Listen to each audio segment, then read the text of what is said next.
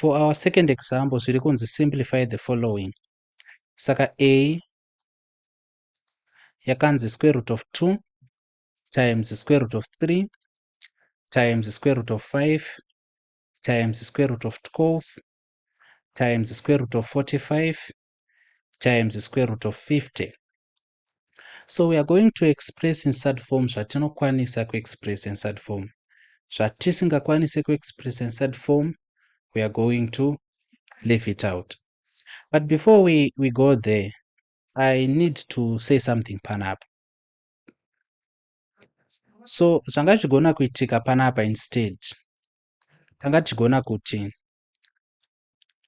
36 times the square root of 225. This is equal to 36 the square root of 225. But 225 is a perfect square.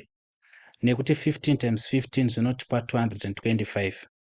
Nokudaro yaizongoita 36 times 15 yotipa our final answer 540. So even usingazive kana kuti usati wakaunderstanda panapa kuti if the same number is multiplying iri under a square root, zvinongoreva kuti that number is the answer. You can actually utilize, you can follow every step, but you should then know that this is a perfect square.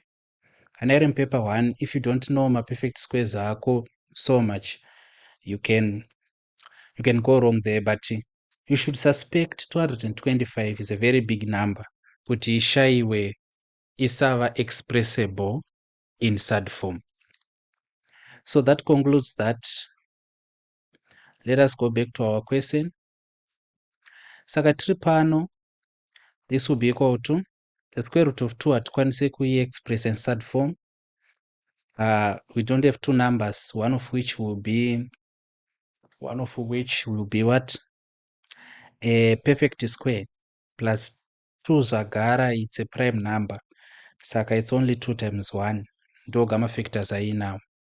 So 2 tongoisa yakadaro. The same applies to 3. The same applies to 5. Times. Then pana 4 panapa yavachi 4 times 3. Mazvona. 4 is a perfect square. Times. Pana 45 panapa. It's 9 times 5. 9 is a perfect square. Times. Pana 50 panapa. It's 25 times 2. 25 is a perfect square. So this will be equal to the square root of 2 multiplying the square root of 3 multiplying the square root of 5 multiplying 2 root 3.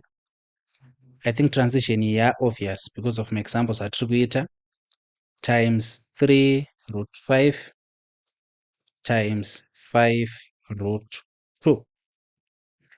Then manje tocollecta ma numbers kuti multiply nari ega. Zvinoreva izvo kuti tinenge tina 2 times 3 times 5. Multiplying chi, the square root of 2 times the square root of 3 times the square root of 5 times the square root of 3 times the square root of 5 times the square root of 2. Saka what is 2 times 3? The 6. 6 times 5, the 30. Multiplying the square root of 2 ino ish. Ika multiplyana ne the square root of 2 iri kunoku. Tinenge tatowana 2.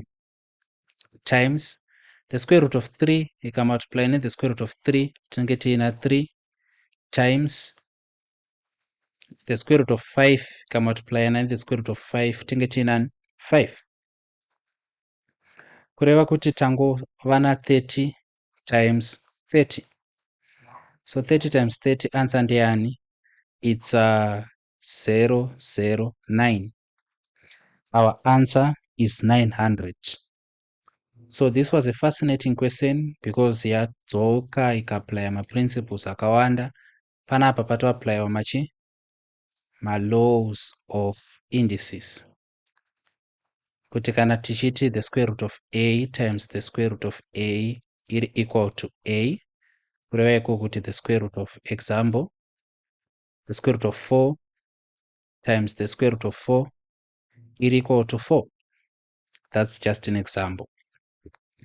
Panapawo the square root of 4 ndeyani ndi 2, saka 2 times 2 haizi 4 here to prove our example. So tatopedza A